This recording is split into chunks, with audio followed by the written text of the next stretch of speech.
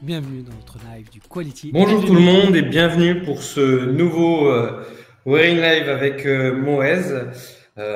Merci de vous connecter pour pouvoir suivre nos échanges. L'objectif, c'est que vous puissiez écouter nos échanges avec Moez, mais n'hésitez pas à poser des questions avec le petit onglet questions et on se fera le plaisir avec Moez de pouvoir y répondre. Moez, merci pour ta présence. Merci de me faire l'honneur de venir discuter avec moi et tous ceux qui sont connectés. Je vais te laisser te présenter pour commencer, pour ceux qui n'ont pas encore eu l'honneur et la chance d'échanger avec toi. Bonjour Jean-François, bonjour tout le monde, merci pour l'invitation. C'est un honneur partagé. On va essayer de passer une trentaine de minutes, je pense, si j'ai bien compris, ensemble. Et on va essayer d'être léger. Peut-être il y a certains qui sont en train de manger pendant qu'ils sont en train de nous suivre. Du coup, je me présente. Je suis Moez Benaïssa. Je suis un freelance, un consultant freelance spécialisé dans la qualité. Je suis le fondateur de Tinest, qui est une structure de conseil informatique. Je suis passionné par la qualité, voilà, et particulièrement par la construction des frameworks de tests, particulièrement aussi sur les tests fonctionnels système. J'ai à peu près, je pense, un peu plus que 15 ans maintenant d'expérience sur la qualité et j'interviens auprès de plusieurs clients sur des audits, des validations des talents, du conseil, du consulting, etc. Mais je pense que ce qui vous intéresse le plus aujourd'hui, c'est pas que les titres.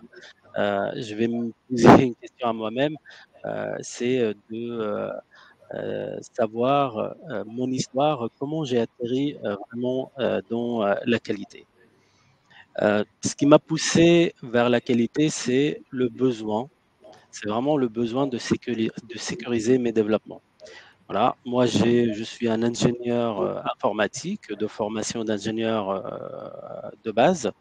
J'ai commencé en tant que développeur. J'ai fait du développement un peu full stack, j'ai fait du web, du back, de l'API, j'ai fait du Java, de Node.js, j'ai travaillé sur les serveurs, sur les bases de données, etc. Mais à chaque fois, quand on commit, c'est là où on sent le temps de la vérité. Est-ce que ce que j'ai mis en place, est-ce qu'il ne bug pas? Est-ce qu'on a fait quelque chose de bonne qualité? Et à mon époque, dans le temps, c'était pas évident en fait de savoir le résultat de ce qu'on a commité rapidement. Il n'y avait que des tests manuels, etc. Et je me suis posé toujours la question et j'avais un rêve de cliquer sur un bouton et on passe en rollout direct. Du coup, j'ai suivi un peu ce chemin. Du coup, c'est le besoin qui m'a poussé vraiment à aller vers la qualité. Et puis, quand j'ai atterri en fait sur ce domaine, bah, j'avais l'opportunité devant moi, l'opportunité qui m'était présentée en deux formes, on va dire. La première chose, c'est que bah, c'était quelque chose qui était nouvelle un peu sur le marché français spécialement. Et j'ai eu la chance de travailler aussi avec un groupe américain qui était en avance sur ce domaine de qualité, et spécialement dans les tests automatisés.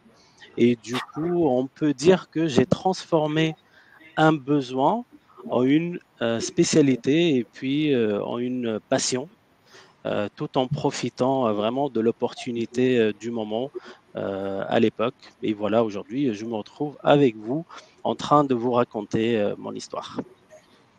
On peut dire que finalement, tous les chemins mènent à la qualité. On peut dire ça, je le confirme fortement. Alors, ça, c'est très intéressant, ton background technique, comment tu vois pour délivrer bien du premier coup. Et ça, c'est vraiment en phase avec nous. Enfin, moi, les sujets que j'aime bien porter, c'est-à-dire le quality engineering, cette capacité à mettre la qualité partout, rapidement, efficacement. J'aimerais bien savoir, toi, c'est quoi ta vision Je rappelle qu'il n'y a pas de définition officiel vraiment du quality engineering. Donc, j'aimerais bien toi savoir c'est quoi ta perception, comment tu vois ça, avant qu'on puisse parler framework d'automatisation. Parfait. Merci Jeff. Tu nous mènes directement sur un grand sujet. Je pense que lui-même, ça peut nous prendre des heures de discussion, mais on va essayer de factoriser. En tout cas, pour moi, la quality engineering, c'est-à-dire c'est l'ingénierie de la qualité qui vise essentiellement à garantir la qualité des logiciels.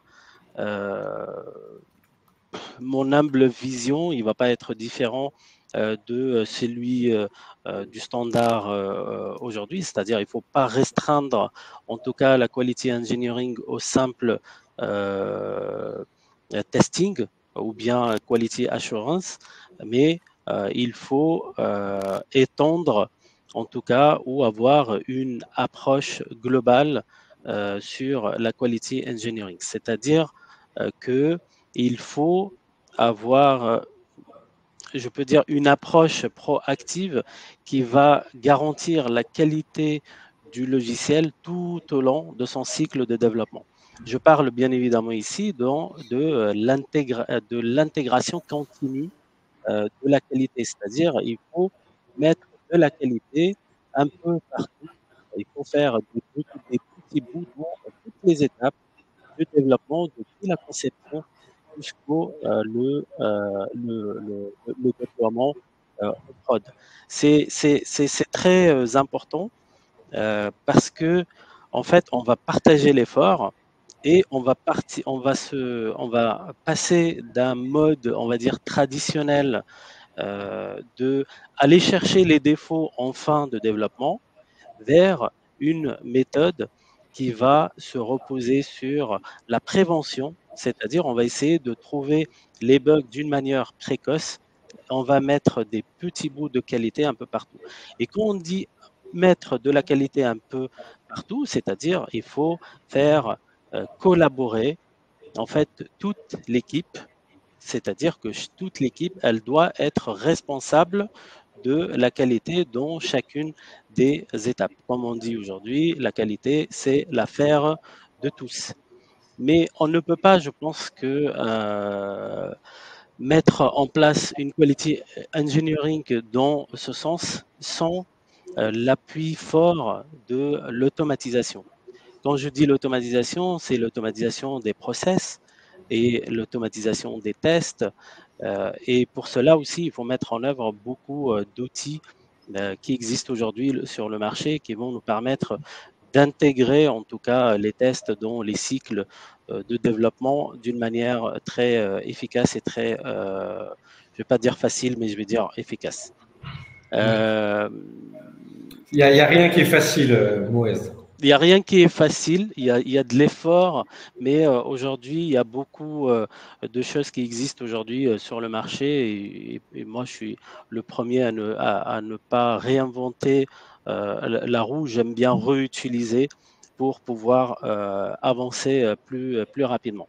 Mais en tout cas, il y a deux points encore qu'on peut citer sur la quality engineering qui sont hyper importants. La première, c'est la mesure des KPI et des métriques. Comme on va mettre en fait de la qualité un peu partout, du coup, il faut mettre des sondes un peu partout et ça va nous permettre en fait de mesurer davantage et de pouvoir on ne peut pas passer d'une étape à une autre que si tous les indicateurs ils sont verts.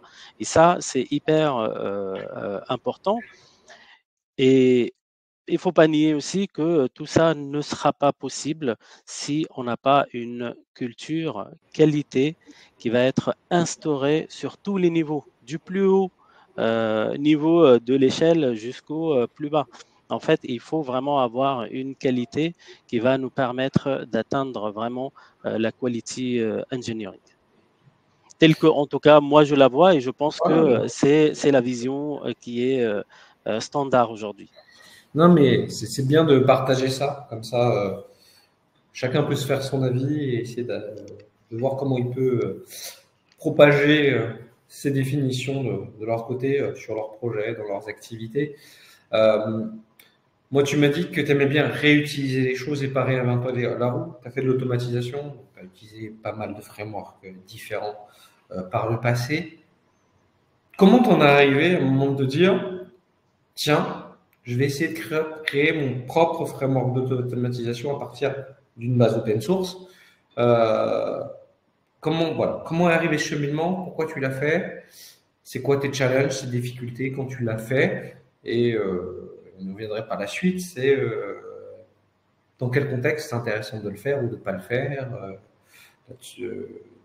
d'essayer de mettre en place son framework d'automatisation.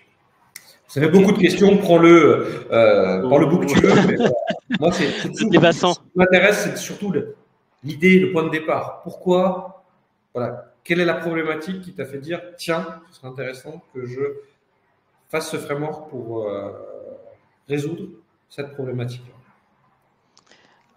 Parfait, Jeff. De toute façon, c'est mon terrain de jeu et je pense que c'est un terrain qui est assez vaste. Moi, oui, je pense que je vais répondre à ta question en la décomposant peut-être en plusieurs autres questions un peu plus petites parce que, en fait, juste aussi pour orienter un peu mon discours, je pense qu'il faut comprendre déjà pourquoi on fait un framework. On cherche à mettre un framework de test alors que il existe aujourd'hui des frameworks sur le marché. Bon, peut-être c'est des librairies ou bien il y a des outils aussi qui sont payants.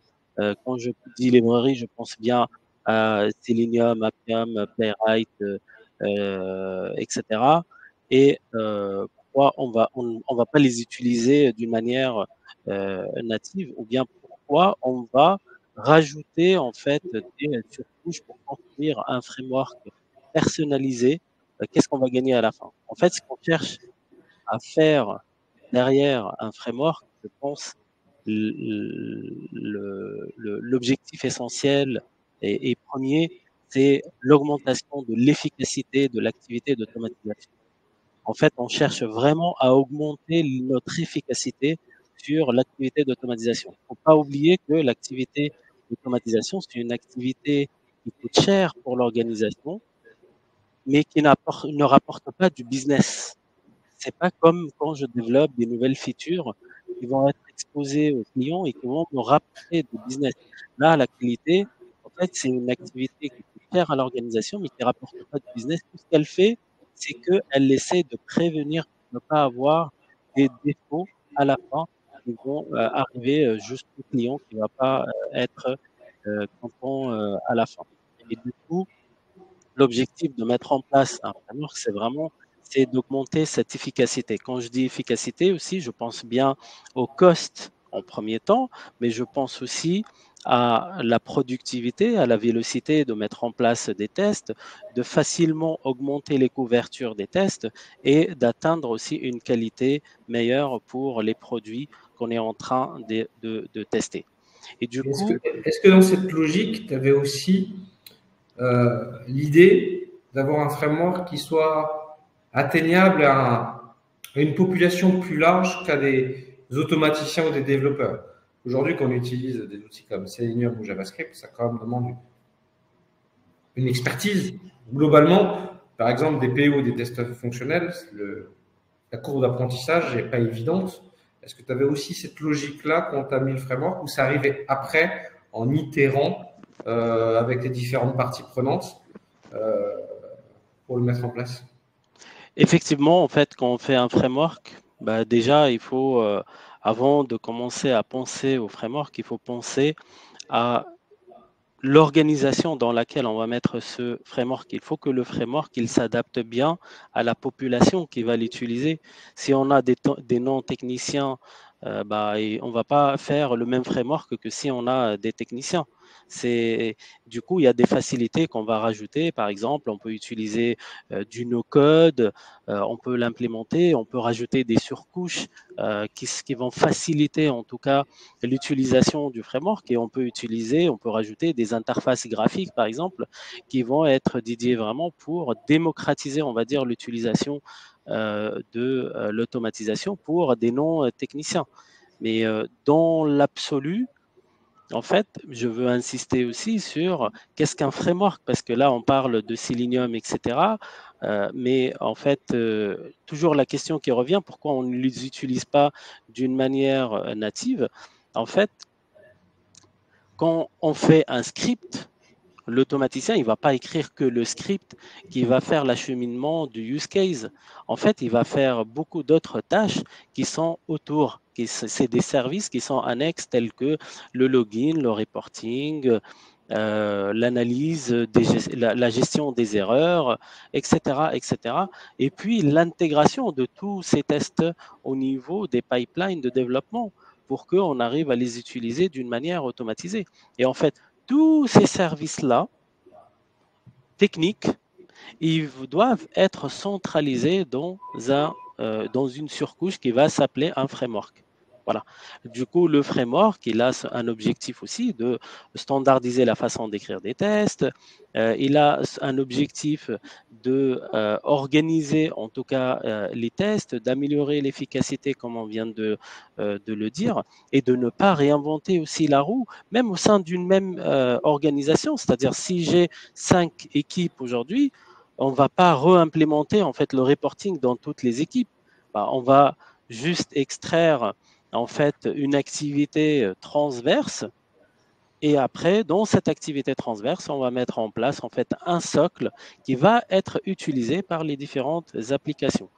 Et du coup, en fait, le framework, son objectif vraiment, c'est de centraliser, c'est de modulariser en vue de réutiliser pour augmenter la vélocité, pour faciliter la maintenance plus tard.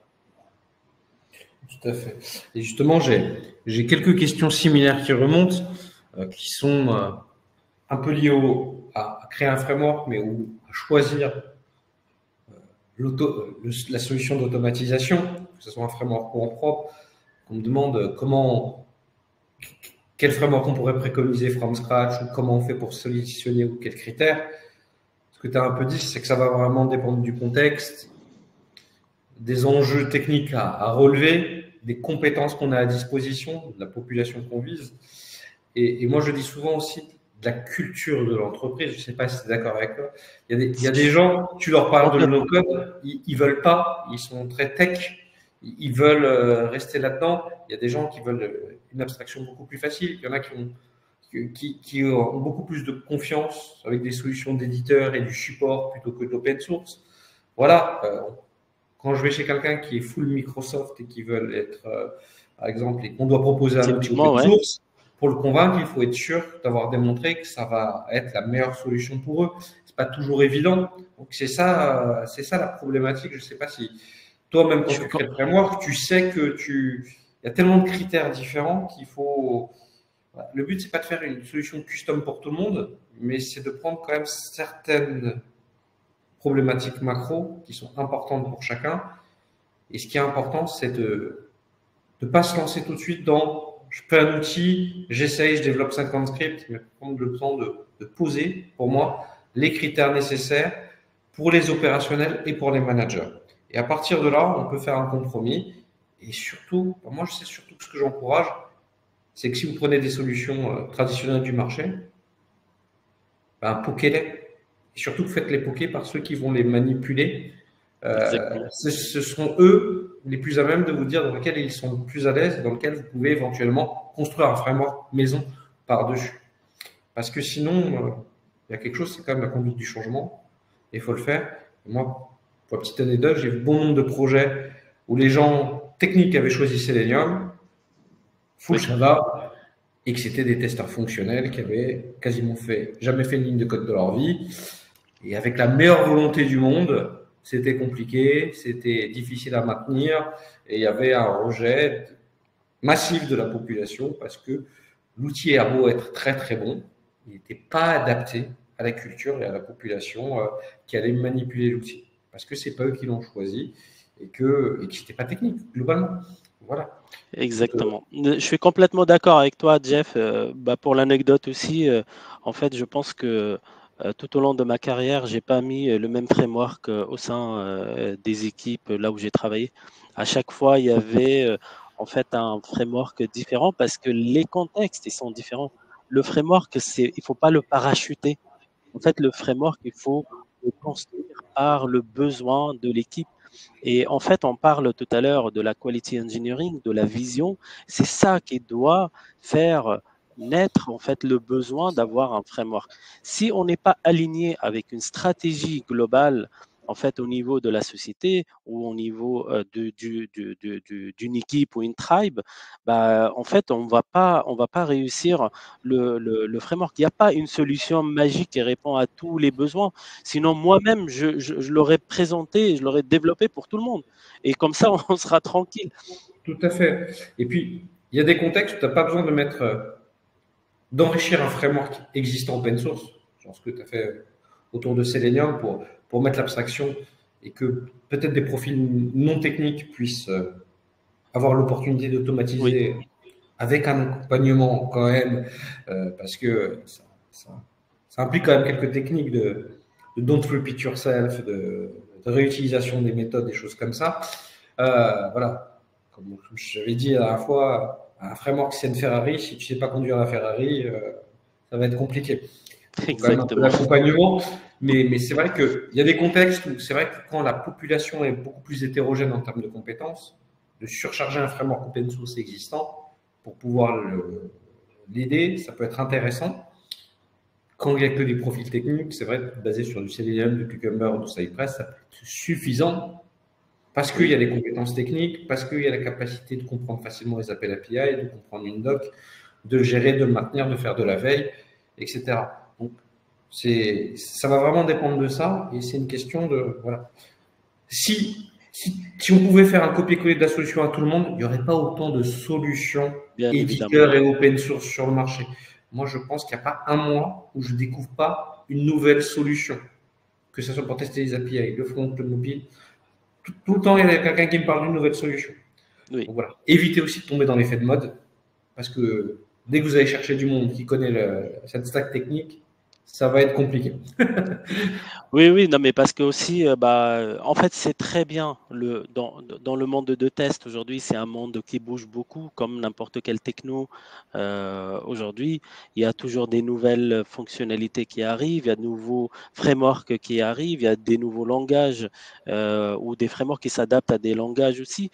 Et du coup, c'est important aussi de se préparer dans le framework à protéger en fait les tests de l'obsolescence technologique. Là aujourd'hui, en fait, je répète encore que les tests automatisés, c'est un investissement qui est cher.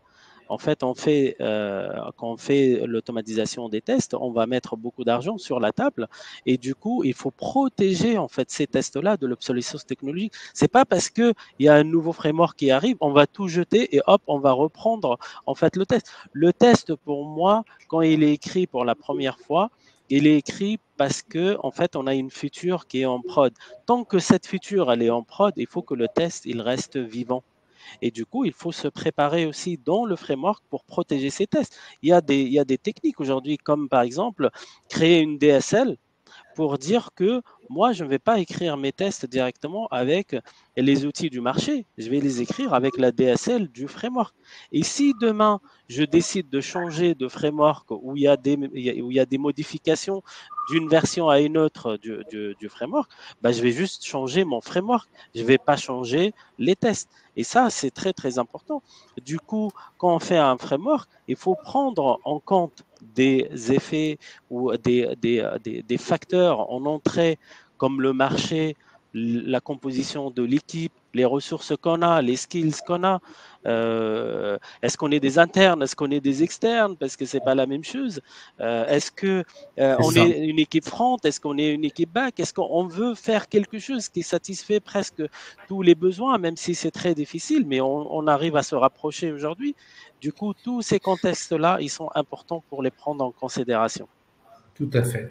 Alors, on a plein de questions, justement, mais avant de passer aux questions, tu as utilisé un acronyme pour ceux qui ne le connaissent pas. DSL, c'est Domain Specific Language. Par exemple, ceux qui utilisent Jekyll, c'est un langage spécifique, une abstraction qui permet d'utiliser un langage, de le partager facilement et de l'exploiter techniquement. Cypress a son propre domaine spécifique language en utilisant les mots-clés describe et it pour pouvoir le gérer. voilà, Playwright a le sien, Robot Framework et Keyword Driven a son propre domaine spécifique language. Exactement. Juste en termes de... C'est une simple API, voilà, c'est une convention, on met une convention avec laquelle on va discuter et parler, en fait, pour parler tous le même langage. Tout à fait. Et du coup, alors il y a des questions, je ne les prends pas forcément dans l'ordre pour faciliter. Vas-y. C'est vrai qu'on pose une question, on dit, bah, c'est bien quand on crée un framework avec une abstraction, c'est quand même un projet de développement, il peut y avoir des bugs. Est-ce que tu le traites, comment tu gères, comment tu occupes les fixes, comment tu gères les fixes? Moi, j'ai envie de dire, très bonne question. Est-ce que du coup, tu as une équipe dédiée pour gérer ça? Comment tu gères ça? Tu gères vraiment comme un projet de développement? Très bonne question, et même limite, je dis, c'est une excellente question. Parce que, en gros, quand on décide de faire un framework de test, c'est-à-dire on a décidé de créer un nouveau projet. Et en fait, l'automatisation, le framework lui-même, son développement, c'est un vrai projet de développement. C'est-à-dire, quand je dis un vrai, il y a tous les éléments dedans. Il doit y avoir le tech lead, il doit y avoir le PO, il doit y avoir les développeurs.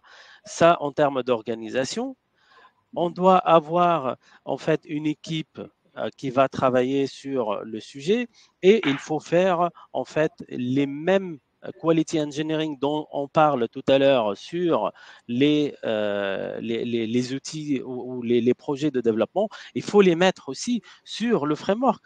On peut pas, en fait, le framework, ça va être un projet central qui va être réutilisé par les équipes, et du coup, il faut mettre de la qualité dessus. On ne peut pas en fait faire un commit et sans le tester à la fin pour être sûr qu'il n'y a pas de régression pour les autres et qu'on n'envoie pas et qu'on ne bloque pas en fait les équipes. Il faut faire le versionning pour le framework. Il faut traiter même limite, je veux dire plus que ça.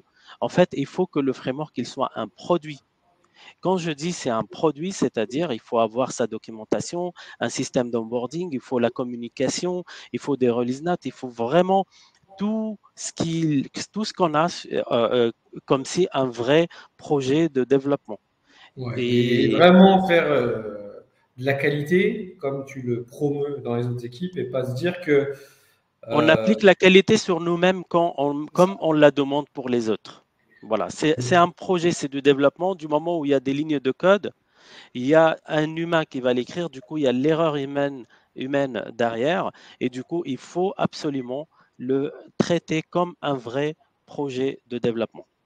Et quand je dis PO tout à l'heure, excuse-moi Jeff, c'est-à-dire que ça va être un automaticien qui va avoir plusieurs casquettes, en fait, parce que en gros, c'est un projet de développement, mais c'est juste qu'il va changer par rapport à un projet de développement classique, c'est le secteur d'activité. C'est juste que notre secteur d'activité va être la qualité, au lieu que ça soit, par exemple, le réseautage ou la banque ou n'importe quel secteur d'activité. Tout à fait. Écoute, j'ai une autre question qui est intéressante, je vais un peu la paraphraser. Tu vois, une des grandes problématiques qu'on a dans la maintenabilité des cas de test, même quand tu as un très bon framework, c'est la gestion des sélecteurs. Et donc, la question que nous pose Kautar, c'est ce que tu penses des logiciels de self-healing comme Illenium, qui permet, grâce au machine learning, de mieux gérer les sélecteurs. Et donc, moi, j'ai envie de te dire, est-ce que tu as déjà essayé de les introduire dans ton framework pour essayer de les faciliter? Moi, j'ai vu des gens chez qui ça marchait bien, d'autres, ça marchait un peu moins bien parce qu'il y a vraiment trop de changements et que leur dev était un peu spécifique, avec peut-être du Shadow DOM, c'est un peu plus compliqué à gérer. Voilà, est-ce que tu as essayé? Qu'est-ce que tu en penses? En fait, la maintenabilité des tests, c'est un des problèmes en fait de notre Ferrari, on va dire. C'est que il faut suivre le process. Et en fait, il faut réduire en fait cet effort sur la maintenabilité, mais par plusieurs actions. On ne peut pas l'attaquer par une seule action. La première chose, c'est que il faut que l'automaticien il soit au courant des développements qu'on est en train de faire. c'est-à-dire qu'il faut qu'il soit intégré dans l'équipe, qu'il soit au courant qu'il y a une feature qui va être touchée, qui va casser en fait certains tests. Il faut que on utilise des outils pour savoir cette US, elle va me toucher combien de tests. Il faut que je prévoie tout cela en fait dans mon agenda. Ça, c'est d'un côté. D'un autre côté, comme je suis dans l'équipe, bah, du coup, je dois pouvoir en fait faire des recommandations à mon développeur sur comment il va construire sa page pour qu'elle m'impacte le moins possible quand il va en fait toucher en fait son code et toucher sa feature. Troisième chose qu'on peut mettre en place, c'est des outils. Oui, effectivement, il y a des outils aujourd'hui pour détecter les différences, soit avec du visuel, soit avec de l'intelligence artificielle, effectivement, avec Elinium, que je suis en train de voir. Mais aujourd'hui, il commence à être intégré carrément dans certains logiciels. Si je prends Lambda-Test, par exemple, le concurrent de BrowserStack, le concurrent indien, bah, il a intégré carrément en fait dans sa stack et ça peut nous permettre en fait d'avoir automatiquement en fait une proposition de nouveaux XPath qui vont nous permettre en fait de maintenir facilement les tests. Après aussi, les XPath, c'est très particulier. En fait, il faut savoir les écrire. Il ne faut pas écrire des XPath qui sont très directs, on va dire. Il faut écrire des XPath qui sont un peu plus larges, qui soient, peut-être on va utiliser des OR, peut-être on va utiliser des combinaisons, parce que l'XPath, il est très, très riche aujourd'hui. Même dans la construction de l'XPath, en fait, il faut faire une action et tout l'ensemble en fait, de ces actions, c'est elle ensemble qui va nous permettre en fait d'améliorer ou de faciliter la maintenabilité. Dans le framework aussi, il faut faire une gestion d'erreurs parce qu'aujourd'hui, les erreurs qui sont rejetées de Selenium ou Playwright ou autres, ils sont très, très techniques. Si je mets, moi, un PO ou un QA fonctionnel et je lui demande de regarder les erreurs, il ne va pas les comprendre. Du coup, il faut que le framework aussi, il aide à la compréhension en fait, de ces exceptions et peut-être proposer des alternatives en se reposant sur du Elinium ou d'autres, il y en a d'autres outils en tout cas sur le marché. C'est clair qu'aujourd'hui, l'arrivée notamment de ces outils qui utilisent l'intelligence artificielle, notamment beaucoup de machine learning, vont nous aider à aller plus vite. Certainement, un jour ou l'autre, on arrive à faire des combinaisons automatiques où il arrivera à itérer et trouver le bon sélecteur pour pouvoir le corriger dans l'exécution. Je pense qu'on n'y est pas encore, mais tôt ou tard, je pense qu'on tendra là-dessus avec ces outils-là. Et c'est vrai que moi, je trouve que la gestion des sélecteurs à maintenir, ça peut être la chose la plus dure si on n'a pas un ID fixe, qu'on a travaillé avec le dev aujourd'hui. Oui. Et c'est vraiment ça qui va être compliqué là-dessus. Quel que soit le top framework qu'on peut avoir dessus, voilà. Mais des fois, on est obligé, Jeff. Par exemple, si j'utilise moi Salesforce, j'ai pas la main en fait sur l'outil. Ah non, mais tu peux et je dois faire de l'automatisation. Du coup, je serai obligé de. Exactement. Salesforce, il faut appuyer une API pour avoir le recruteur, le machin. Voilà. Il y a du Shadow DOM de partout. Exactement. C'est un défi technologique automatiser. On peut dire ça, mais pas que. En fait, il y a d'autres logiciels. Mais tu viens de dire quelque chose qui est très intéressant aussi, c'est que en fait, dans la conception du test lui-même, en fait, ça ne sert à rien de miser trop sur des tests fonctionnels, on va dire, qui vont passer par des interfaces graphiques, si on arrive à faire autrement via les API. Du coup, il faut vraiment minimiser l'effort ou faire le moins possible de tests sur les interfaces graphiques et faire beaucoup de tests en amont. Ça aussi, c'est une recommandation. Il ne faut pas la négliger parce qu'elle va nous faciliter énormément cette tâche de maintenabilité. On va arriver sur la fin. J'ai encore quelques questions, mais je vais en prendre deux. Enfin, j'en ai une que je vais merger en plusieurs et une deuxième. La deuxième, ce sera sur les compétences. On fera par la suite. Okay. Et après, j'ai deux questions qui tendent sur la capacité à automatiser pendant la phase de dev avec les développeurs pour éviter la maintenance du code d'automatisation et de la gestion ou le mettre directement dans le projet de dev. Est-ce que ça, c'est des choses que toi, tu fais dans tes frameworks, que tu encourages pour être carrément beaucoup plus shift left? Du coup, on va répondre un peu sur les compétences en premier temps. Alors, comme Si... ça, je te pose aussi la question sur les compétences.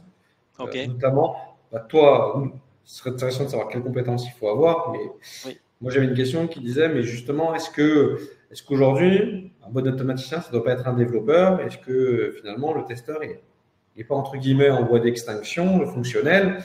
Est-ce qu'il peut automatiser ou pas? Ok, Voilà, c'est un peu le sujet. Voilà les deux dernières questions.